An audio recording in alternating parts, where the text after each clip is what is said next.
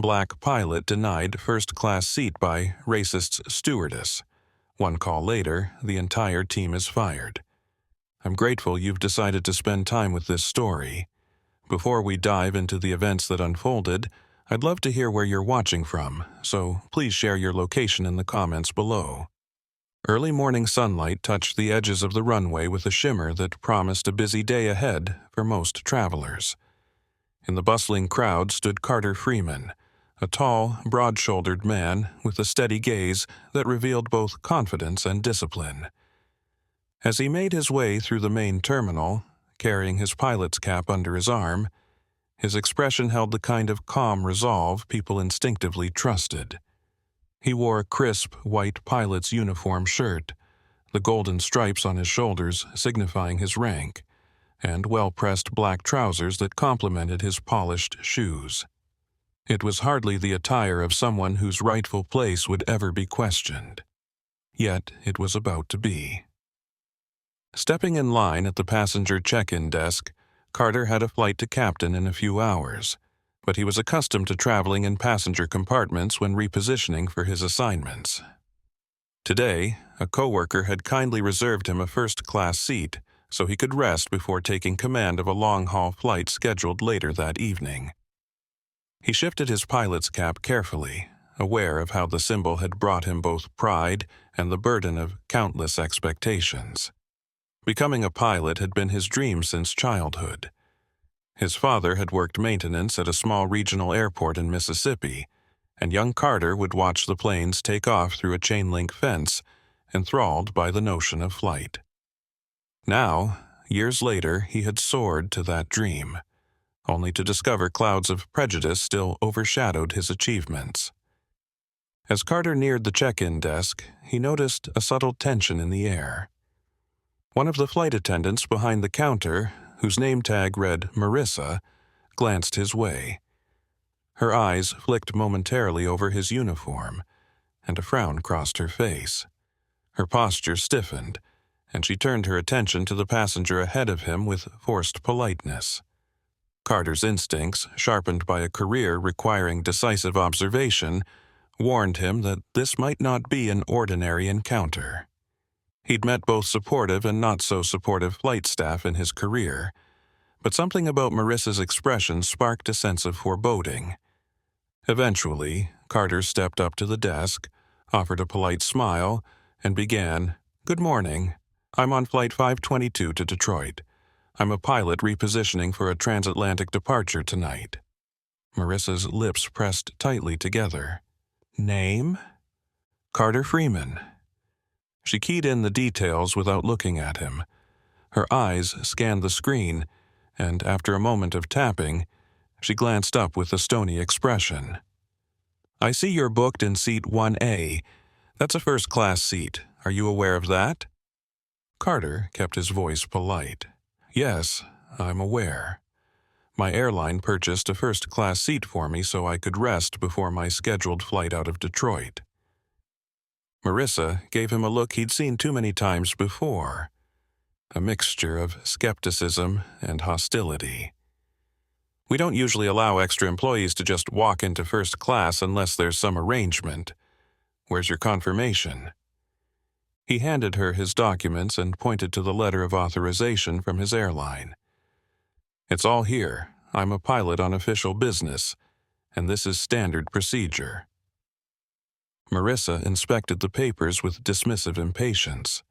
Her colleague, an older woman named Bernice who stood a few feet away handling another passenger, shot a concerned glance at Carter. Bernice, having overheard pieces of the conversation, seemed to sense tension. Carter could read curiosity and a hint of empathy in Bernice's eyes. Marissa slid the papers back to Carter, then shook her head. "We're not going to be able to honor this. I'll have to downgrade you to economy. If you insist on taking a seat in first class, you'll need to pay the difference." A tight knot formed in Carter's stomach. He held up his official ID. "Ma'am, with all due respect, I don't need to pay anything. My airline already covered it." Her gaze dropped to his ID, but the hardness in her expression remained. "And you're flying for which airline again?" he told her. She glanced once more at the documents, tapping her nails on the desk as though the entire situation inconvenienced her. I've never heard of them giving out first-class seats to a pilot unless it's a top executive. Are you sure you're not mixing up your seat assignment? Carter inhaled slowly, fighting a swell of indignation. He'd faced condescending attitudes before, but this was blatant. There's no mistake. I assure you everything is in order. Marissa snorted, turning to a coworker on her other side, a younger man named Glenn, who seemed more absorbed in sorting passenger luggage tags than paying attention. We have a first-class seat claimed by a commuter, she said to him without lowering her voice as though Carter were invisible. I'm going to need some backup here. Carter felt anger welling up but maintained his composure. He'd learned that letting frustration show would often validate the assumptions of people ready to judge him. There's no need to get backup, ma'am. I'm a pilot, traveling under an agreement. I'm not some random commuter hoping to sneak into first class. Marissa's upper lip curled faintly. I'll be the judge of that. Bernice finished up with her passenger and cleared her throat gently. Marissa, perhaps we should look again at his documentation, or call a supervisor. Marissa waved off Bernice's suggestion. I don't need a supervisor for this. I know exactly how these seat allocations work. Carter calmly placed his documents on the counter once more, including the email from his airline, a seat confirmation code, and a printout of the travel arrangement. It's all there, he repeated, measuring his words with care. Marissa flipped through them, rolled her eyes, then thrust them back at him. This is suspicious, and I don't feel comfortable upgrading you. You're not sitting in first class on my watch. Bernice's soft voice broke through. Let's step aside and talk this through calmly. There's a line forming. Indeed, several other passengers were waiting behind Carter, watching the scene unfold with curious eyes. Some looked sympathetic, others annoyed at the delay. One or two even whispered among themselves. Carter felt his nerves standing on edge, but he had no intention of making a scene. He lowered his voice, leaning in slightly. Ma'am, I'm sorry you feel uncomfortable, but I've done nothing to violate airline policy. This seat was properly booked for me. Please check again. Marissa lifted her chin in challenge. I don't care what your story is. You can go sit back in economy. Take that or leave it. An uneasy hush fell as people overheard. The shape of Marissa's words was not lost on Carter. He could sense the hostility, the underlying prejudice. It was not the first time he'd encountered it, but this was the first time someone so blatantly questioned his legitimacy as a pilot, in broad daylight, in front of other customers. For a moment, Carter felt the old hurt from his flight school days when certain instructors had doubted his ability or readiness, attributing any achievement to special considerations. Yet he had passed every exam, aced every test, and logged hours upon hours of flight time to prove he was among the best in his class. He drew a slow, measured breath. I'll wait for the supervisor, he said evenly. But I'm not relinquishing my seat without good reason. Marissa's expression iced over. Fine. Stand over there, and I'll see if the supervisor has a moment to deal with your situation. As Carter stepped aside, Bernice offered him an apologetic nod. He recognized in her eyes the pang of second-hand embarrassment. She clearly disagreed with Marissa's approach. Carter merely returned a polite smile, wishing she had the authority to override Marissa. Passengers kept moving through the line, filling the terminal with the usual chaos of suitcases rolling and overhead announcements echoing. Carter's jaw tightened, but he refused to let it escalate. Time crawled. Several minutes went by, and the line dwindled. Carter watched as other passengers checked in quickly without issue. Marissa occasionally glanced his way, making a point of ignoring him, while Bernice assisted an elderly couple with kindness. Finally, the shift supervisor, a stout man named Phil, wandered over, wearing a curious frown that suggested he had half an idea of what was happening. Marissa immediately leaned toward Phil, lowered her voice, and started talking. From the corner of his eye, Carter could see her gesturing in his direction, painting the scenario in whatever manner suited her narrative. Phil's brow furrowed slightly. He stepped around the counter and approached Carter. "Can you explain your situation?" Phil asked, his tone wary but more professional than Marissa's had been. Carter repeated the story, the documents, the authorized seat, the reason for traveling in first class. Phil listened quietly, occasionally glancing at Marissa as though measuring how far to back her up. Then he took the papers and studied them carefully, scanning each page with thoroughness. "Well, these documents appear legitimate," he finally said. "There's no reason to deny you the seat if it's already been arranged." Marissa cut in swiftly, voice sharp. "I told you, it's suspicious. Since when do commuter pilots get first-class perks on our airline? He's from a different carrier, not ours." Phil sighed. "We have reciprocity agreements, Marissa. You know that. If his airline paid for a seat on ours, it's typically honored. I don't see any immediate red flags here." Marissa glared at Carter. "It doesn't feel right." Phil shifted, turning to Carter. "Let me print out a new boarding pass so you have a fresh seat assignment. Did you check any luggage?" Carter shook his head. "Just a carry-on. I travel light." Phil nodded, typed into the system, and then a short whir sounded as the boarding pass emerged from the printer. He handed it to Carter, with the seat still listed as 1A, and offered a tight smile. "Apologies for the inconvenience. Enjoy your flight." Carter accepted the pass, grateful that someone had finally resolved the matter. But the tension remained because Marissa's glare didn't soften in the slightest. Carter sensed that the moment was far from over. People with that level of hostility rarely let it slide. Yet for now, he simply returned a polite, "Thank you," and walked away from the desk, eager to distance himself from the negativity.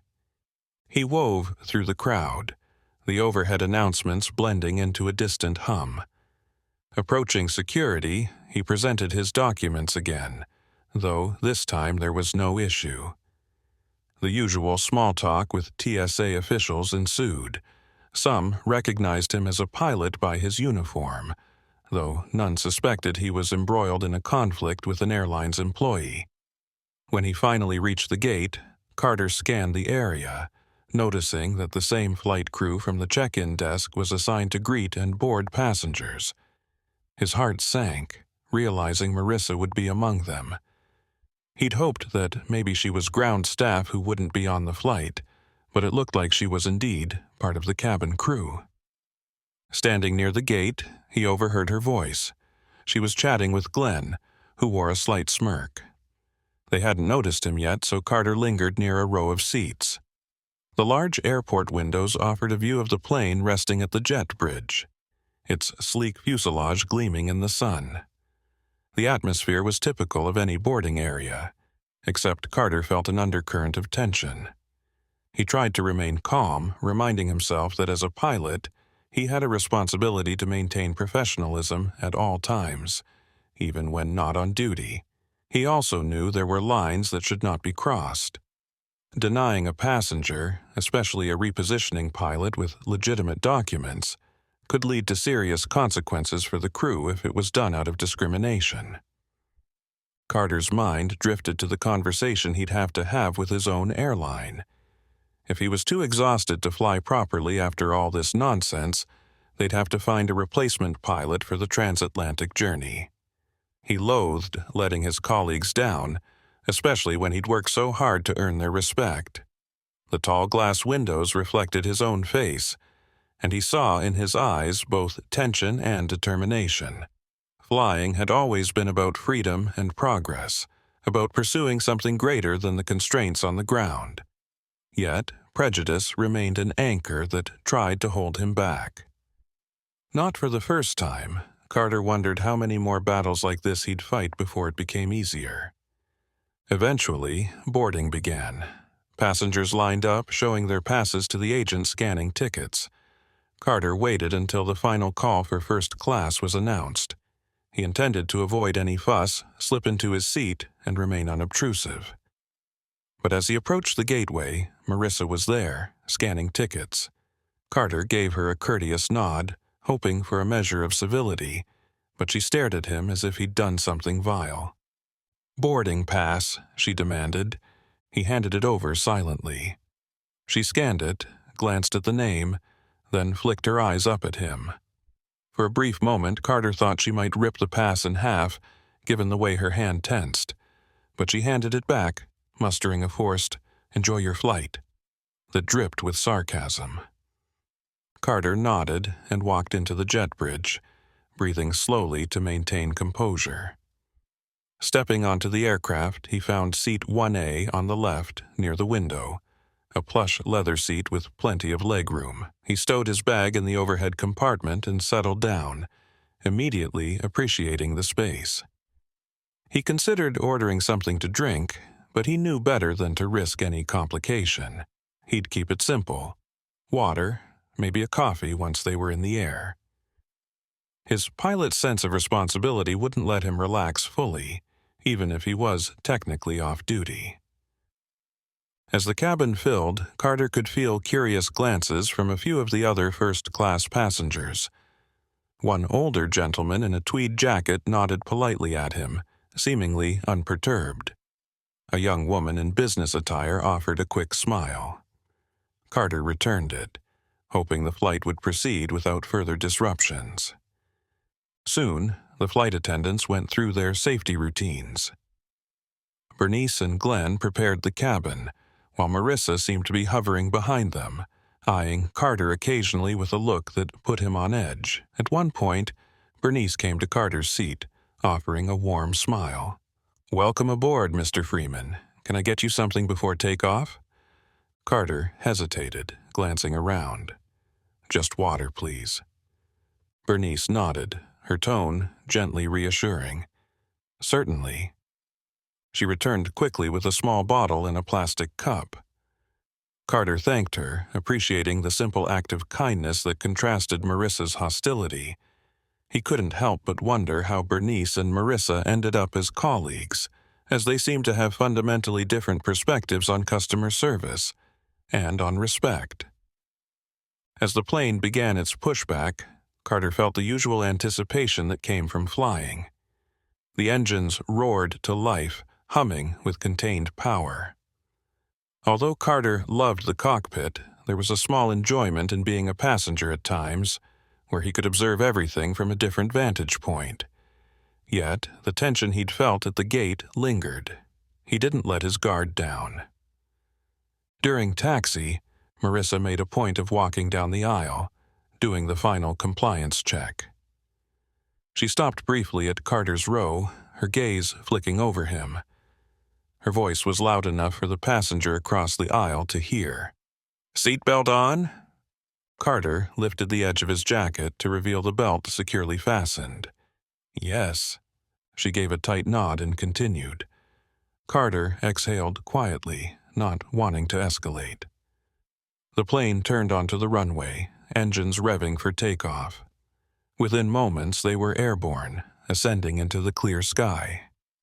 The seatbelt sign remained lit for a while as the captain informed passengers they'd reach cruising altitude in about 10 minutes, and beverage service would follow. When the seatbelt sign clicked off, the flight attendants sprang into action. Glenn disappeared behind the curtain to possibly prepare beverages. Bernice began distributing hot towels in the first-class cabin with methodical grace.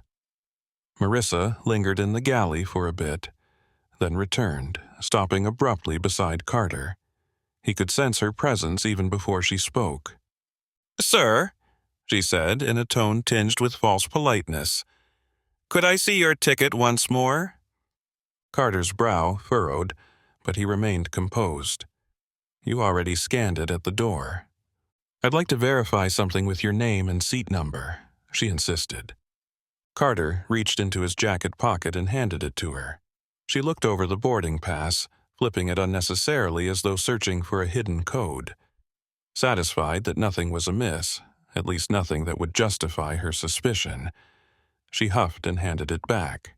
"Thank you," she said stiffly, then walked away.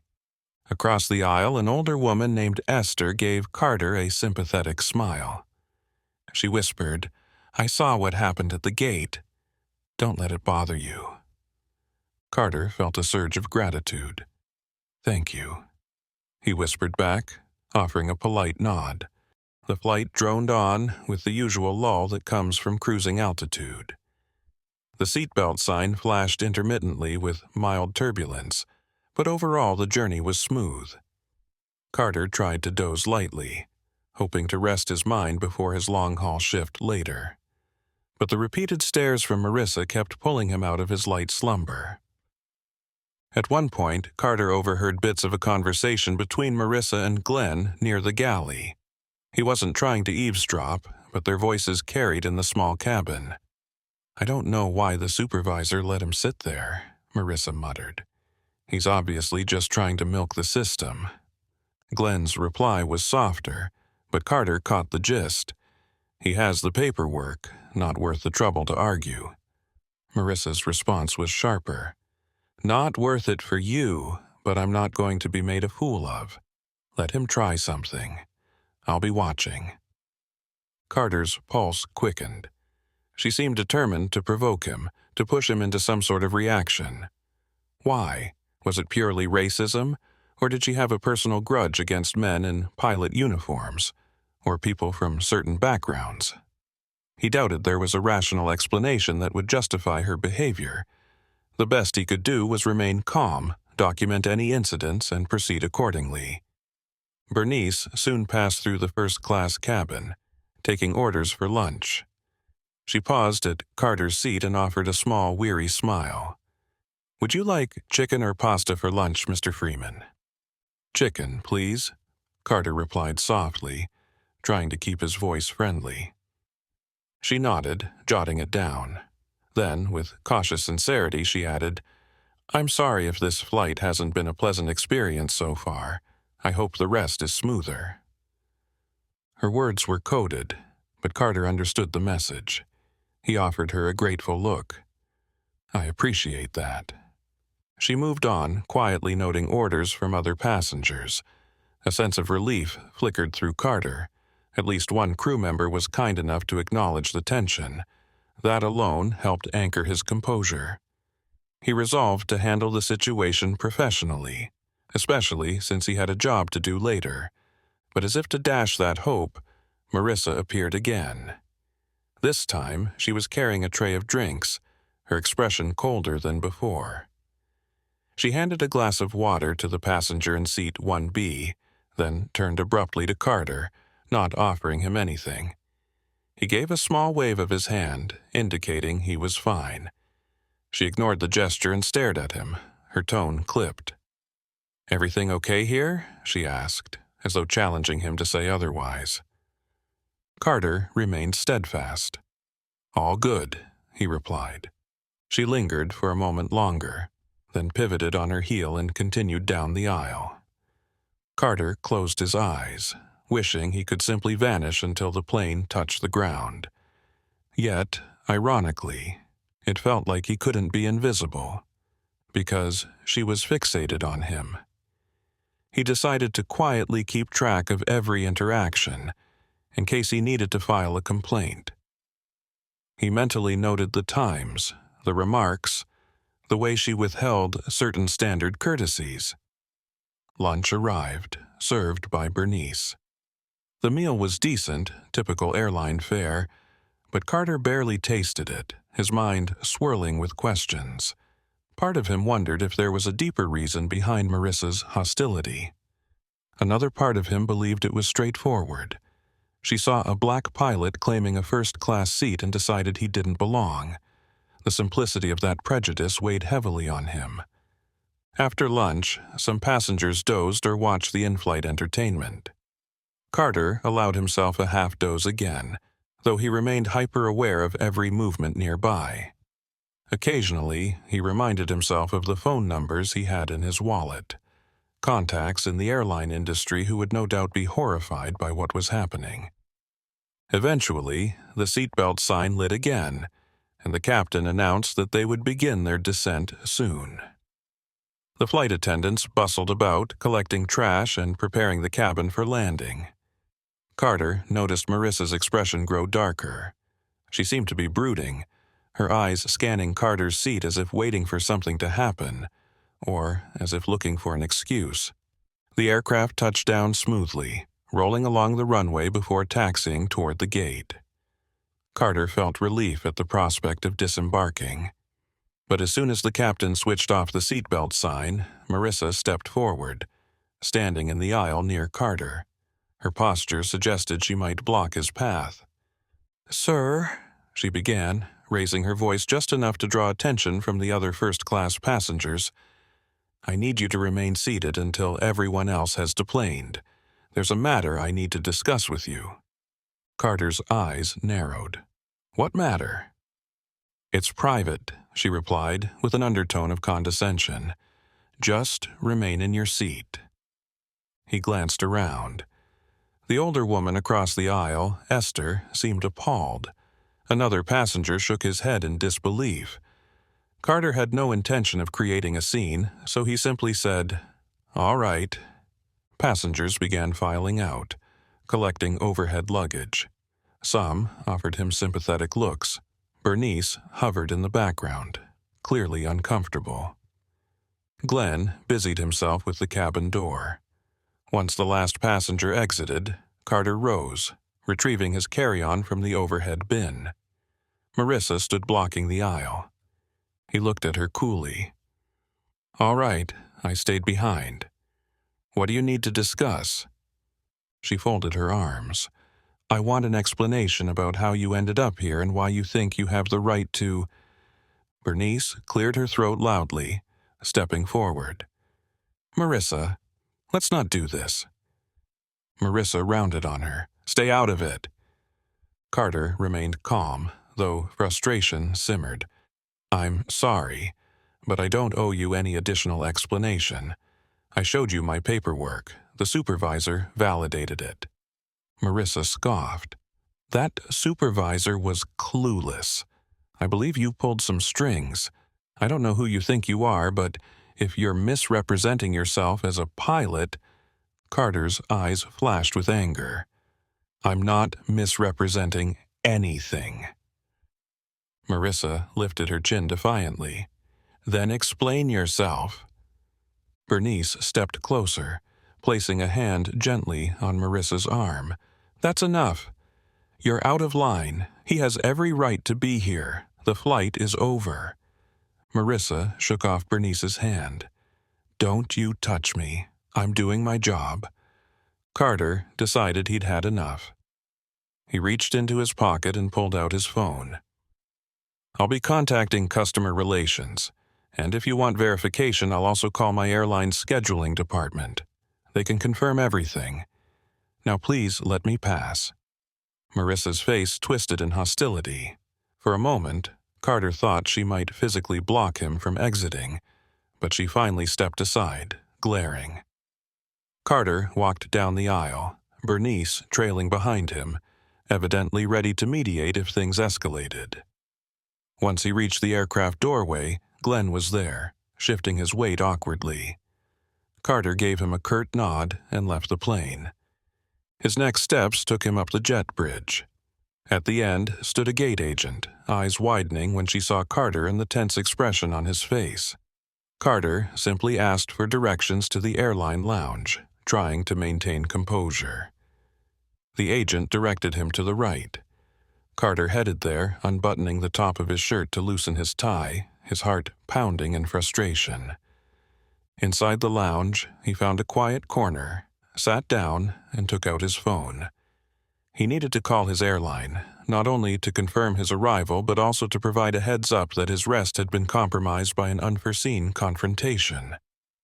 As he prepared to dial, he realized his hands were trembling slightly. The exhaustion and emotional strain combined to rob him of his usual calm. He composed himself, took a deep breath, and made the call. "Pilot scheduling," came the crisp voice on the other end. "Hello, this is Carter Freeman, employee number 48715. I'm here in Detroit as scheduled for the transatlantic flight tonight, but I need to inform you of an incident that happened on the inbound flight." He recounted the details in a measured tone. The scheduling staff member, Elaine, expressed shock. "Carter, that's unacceptable." "I'm so sorry. Are you all right?" "I'm fine," he replied. "Just a bit rattled. I'll be okay for tonight's flight, but I want this documented. That crew member's behavior was out of line." Elaine assured him they would handle it. "Do you want to speak to management about filing a formal complaint?" Carter considered. "I will, yes. But let's do it after my flight. I don't want to get distracted. Just note that I'll be contacting them." "Of course," Elaine said gently. "Take your time, get some rest. We need you in top form." He thanked her and ended the call. Relief washed over him that his own employer was supportive.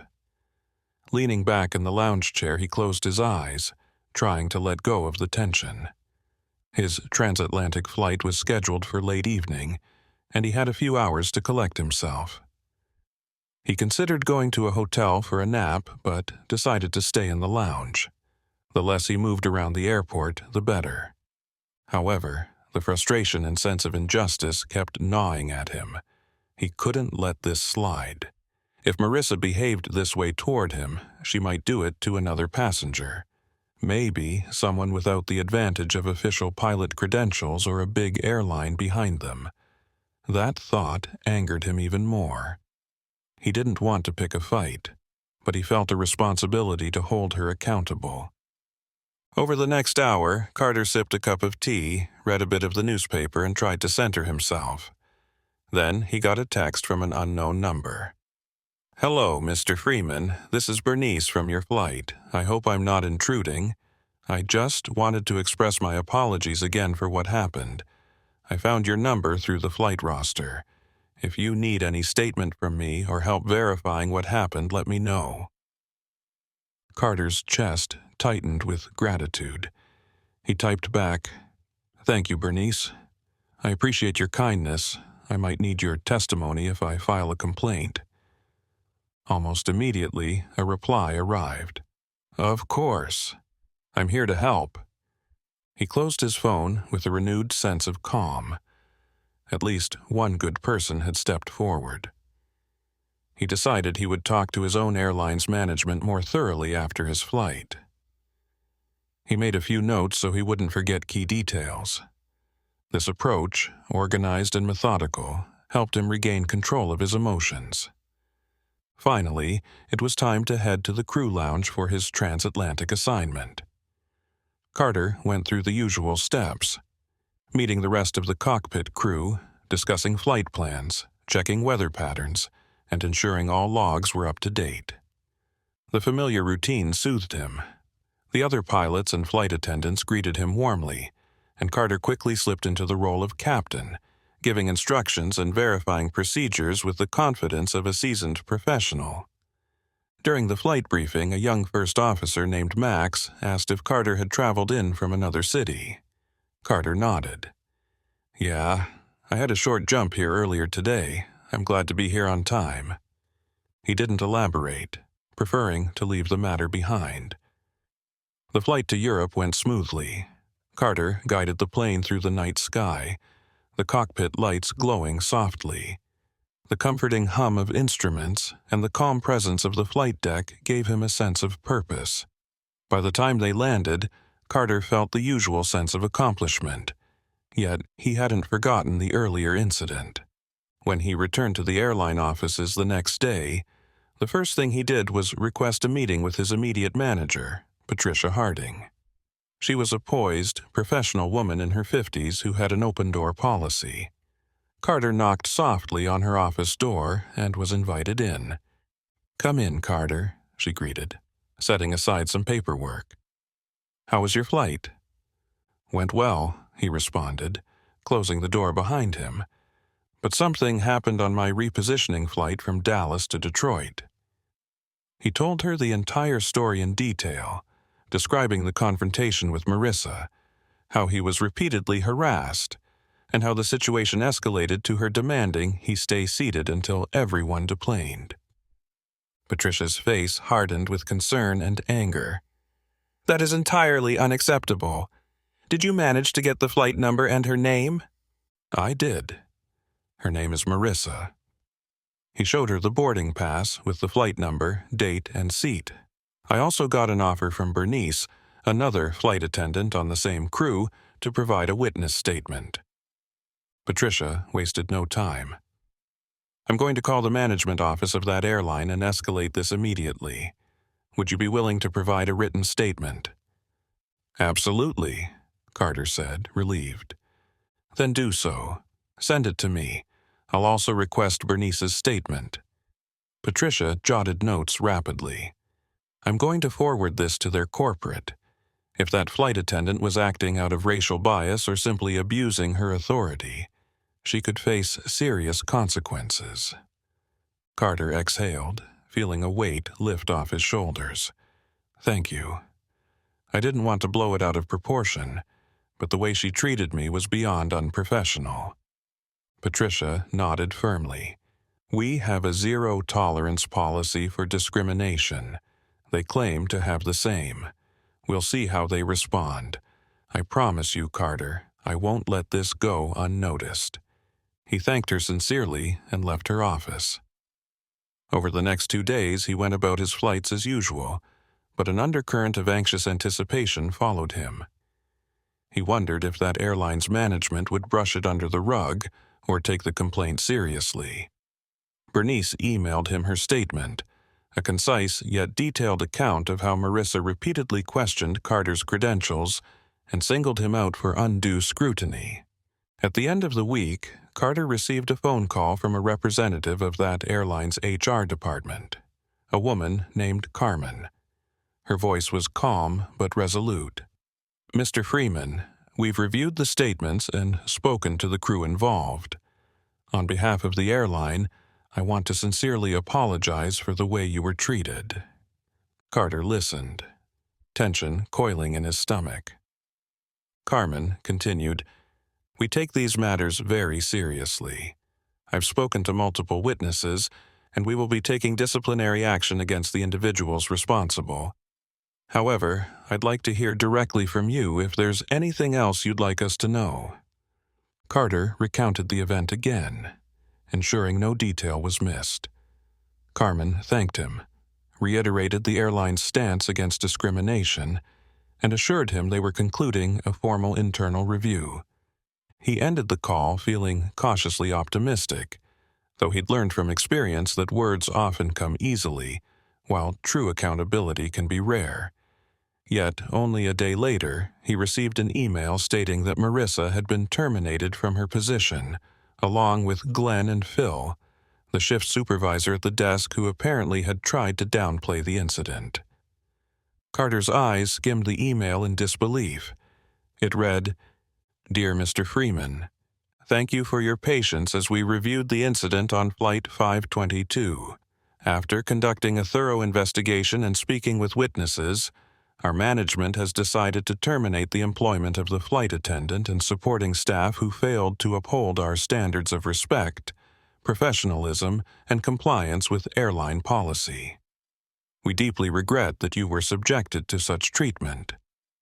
Carter let out a slow breath, absorbing the news. He hadn't expected that the entire team would be fired. He had assumed perhaps Marissa would face suspension or retraining, but it appeared the airline wanted to set a firm precedent. He forwarded the email to Patricia Harding, who promptly replied, "I'm glad they took swift action. You deserve better, Carter." He sat alone in his living room, looking at the city lights beyond his window. Part of him felt vindicated knowing that blatant prejudice had consequences.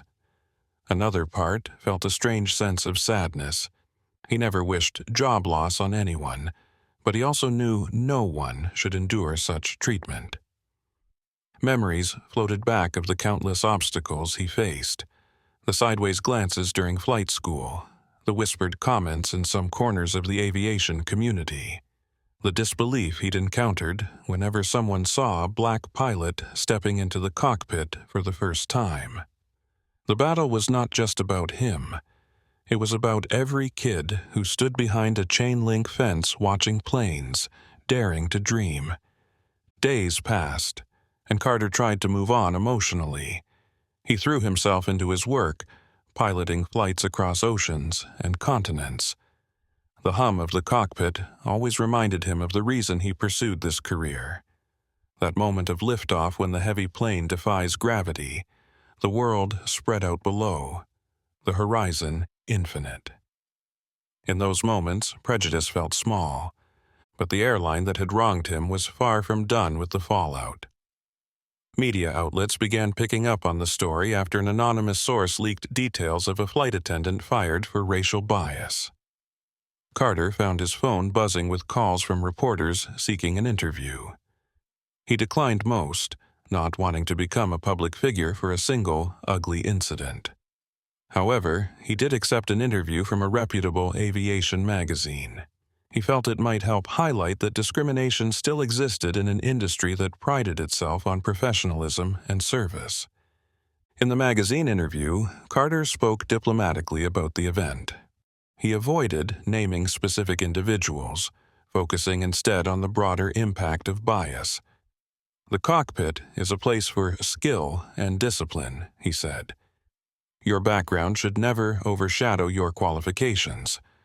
I hope that by addressing incidents like this, we can move closer to an aviation culture where every pilot and every passenger feels respected." The piece circulated widely, drawing commendations from many corners of the aviation world. While Carter didn't seek attention, he appreciated supportive messages from other pilots and even from flight attendants who had faced various forms of discrimination or workplace harassment. He realized that in telling his story, he might have given others a voice. Meanwhile, Bernice quietly reached out, sending him a brief message. "I resigned from that airline. After what happened, I realized I couldn't stay, but I got a new job lined up with a regional carrier. Hope our paths cross again someday." Carter wrote back, congratulating her and thanking her for her honesty. He felt a pang of guilt that she, who had done no wrong, felt compelled to leave. But Bernice assured him it was her own decision, based on the environment she no longer felt comfortable in. Over the next month, Carter's life returned to a steady routine of flight rosters, pre-flight checklists, and weekend breaks spent reading or going for long runs to stay fit. Occasionally, he thought about Marissa, what she might be doing now, whether she regretted her actions or whether she blamed him entirely. He would probably never know. One afternoon, Carter's father, Roland Freeman, called him from Mississippi. Roland's deep, warm voice rumbled through the phone like an old engine. "Son, I heard something on the news about a pilot standing up to discrimination. Sounded like you, am I right?" Carter chuckled. Guilty. His father gave a thoughtful hum. "I'm proud of you. You've always had that quiet backbone. I remember the days I'd take you to that old municipal airport. You'd watch the planes and say, 'Someday that'll be me.' I guess I never thought about the kind of challenges you'd face outside the cockpit." Carter's chest tightened with emotion. "Thanks, Dad. Means a lot. How are things back home?" They chatted about the local community, Roland's health, and the old airport that now offered more commercial flights than it did in Carter's childhood. Even in small towns, times were changing. Carter felt gratitude for his father's unwavering support. In some ways, it was Roland's quiet perseverance that had taught Carter to remain calm in the face of adversity. A few days later, Carter received an unexpected letter. It was from the CEO of the airline that had employed Marissa. He opened it carefully and read, "Dear Mr. Freeman, I want to personally apologize for the ordeal you experienced. As CEO of our company, I take full responsibility for our employees' actions. We strive to uphold a high standard of respect for all passengers, regardless of their race, profession, or affiliation. What you experienced was a clear violation of our values. While I know we cannot undo the harm that was caused, I want to assure you that we have intensified our training programs and will continue to monitor the implementation of stricter anti-discrimination policies. We would like to offer you a gesture of goodwill, a lifetime pass to fly with our airline wherever we operate, in the hope that someday we can regain your trust." Carter read it twice, contemplating. A lifetime pass? It was a remarkable offer. He suspected it was as much a PR move as an apology. Still, the gesture was significant. He placed the letter on his coffee table, unsure how he felt about ever using that pass. He decided to let it rest for now. The next morning, Carter was scheduled for a flight to the West Coast. Arriving at the airport, he went through the usual security lines, greeted the staff at his own airline's check-in counters, and felt that sense of belonging that had been tarnished by Marissa's disrespect. Yet, as he passed through the terminal, he realized people sometimes recognized him from the news or the aviation magazine. A few nodded politely, offering silent support. Others seemed simply curious. Carter maintained an even stride, reminding himself he hadn't sought fame, only fairness. He prepared the aircraft with his co-pilot, double-checking everything before takeoff. As the plane soared into the skies, he felt the usual thrill. He was in control of a magnificent machine, carrying hundreds of passengers across vast distances. Their safety depended on him, on his skill, and on his unshakable calm. In that environment, prejudice held no place. After touchdown on the West Coast and a smooth taxi to the gate, Carter emerged from the cockpit and stood by the flight deck door, greeting passengers as they exited. An older black gentleman paused, smiling at Carter. "I read about you," he said quietly. "Thank you for what you did. My grandson wants to be a pilot, and it's good to see someone who looks like him up front." Carter felt a wave of warmth. "Thank you, sir. Let him know he can do anything he sets his mind to." The man's eyes sparkled. "I will." Then he moved on, disappearing into the terminal. That single moment lit a small glow in Carter's heart, reaffirming that speaking out had mattered. He realized the consequences of that day. Marissa's disrespect, the firing of an entire team, were not just about him. It was part of a larger fight for dignity and representation. Returning to his hotel later that night, he reflected on the chain of events. One call to the right person, the involvement of his manager, the statements from Bernice, all of it led to sweeping action. The story had been told, repercussions had followed, and a new conversation about bias in the skies had begun. In the aviation community, stories like Carter's were increasingly surfacing, an important step toward progress. Carter found himself hoping that Marissa might learn a lesson from this. Perhaps she would understand the gravity of her actions, realize that her prejudice wasn't worth losing a career over. He wished her no ill will, but he was relieved that her ability to harm others in the same way had been curtailed. The next time Carter flew, the flight was routine. As he relaxed during a cruise segment, sipping his coffee, he smiled at the memory of how quickly things had escalated, and how swiftly justice had arrived once the right people heard about it. Pilots often talk about situational awareness, the need to process all relevant factors to ensure a safe flight.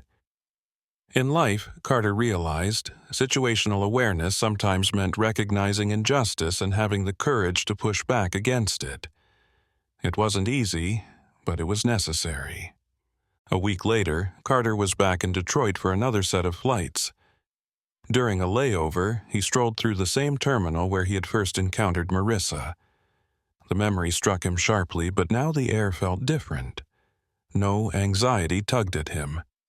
Instead, the corridors seemed open and bright, echoing with the footsteps of people from all backgrounds. Travelers, staff, children hugging parents goodbye. He paused near the gate where it had all happened, observing the hustle of passengers eager to board. A new team of flight attendants was there, smiling as they scanned boarding passes. He caught no trace of the tension that once loomed. Carter quietly saluted that gate with his pilot's cap, a symbolic gesture of triumph over an unfortunate piece of his history. He adjusted the cap on his head and walked away, blending into the current of travelers. The future felt as wide and boundless as the open sky. In the months that followed, Carter continued to thrive in his career. He earned a promotion to a higher-ranking captain position on more prestigious routes. Each new flight reminded him why he loved aviation: the discipline, the wonder, the camaraderie among those who shared a passion for the skies. He stayed in touch with Bernice, who was flourishing in her new job. She expressed gratitude that Carter's formal complaint had not just changed her career trajectory, but opened her eyes to what real professionalism looked like. She'd always wanted to stand up for what was right, she said, but seeing someone do it so calmly and effectively gave her the courage to walk away from an environment that tolerated prejudice. As time passed, the entire incident transformed into part of Carter's broader life story, a chapter highlighting that sometimes adversity paves the way for awareness and change. He'd stand in front of a lecture hall once a month, volunteering at a pilot outreach program for youth. He'd share stories of overcoming doubt, of working hard in flight school, and, yes, occasionally of the injustice he faced. The kids listened, eyes wide with fascination. Carter would always conclude by reminding them that the sky is open to all, so long as they believe in their abilities and stand firm against those who try to clip their wings. One early morning, just before a flight to Tokyo, Carter found a moment to chat with a new batch of flight attendants in the crew lounge. They were flipping through manuals, prepping for their first big overseas trip.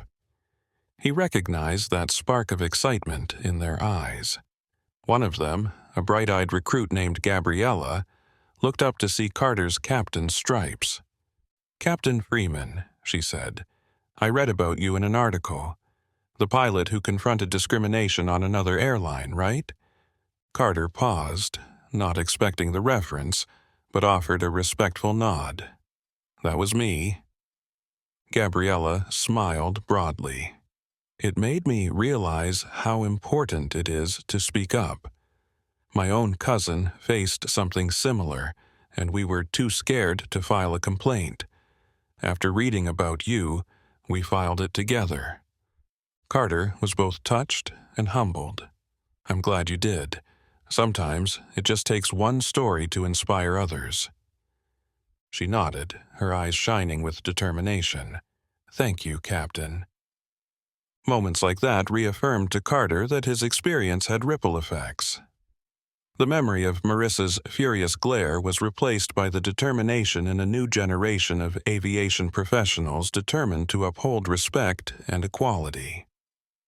Carter felt a warm sense of closure, a realization that his ordeal was more than an isolated incident. It had become a beacon for others to refuse silent acceptance of discrimination. Throughout the next year, Carter's life soared onward. He crisscrossed continents, touched down in countries he'd only dreamed of visiting as a young boy behind that chain-link fence. Each time, he reminded himself that the journey to a fairer world is ongoing, but every step, every flight, every confrontation of injustice mattered. And just as his plane overcame turbulence to find smooth air, Carter trusted that despite the bumps of discrimination, the path ahead led to a horizon of progress. The day finally came when Carter felt wholly at peace with what had happened. Not just because Marissa and her enablers were fired, but because he'd done what was right. Standing firm, documenting the facts, trusting the power of truth. The entire team that facilitated or excused prejudice was removed, a statement that the industry wouldn't condone such behavior. And Carter continued doing what he did best, flying planes and inspiring others to break barriers in the sky. It wasn't about revenge. It was about integrity. That was the lesson Carter would carry with him forever. He had been denied a first-class seat by a racist stewardess, but with one decisive call and a resolve to stand up for himself, he helped ensure that the hateful ignorance displayed that day would be grounded permanently. The horizon remained open and bright, a testament to the power of persistence and the unshakable belief that dignity knows no color lines, no assigned seats. It belongs to everyone who dares to dream.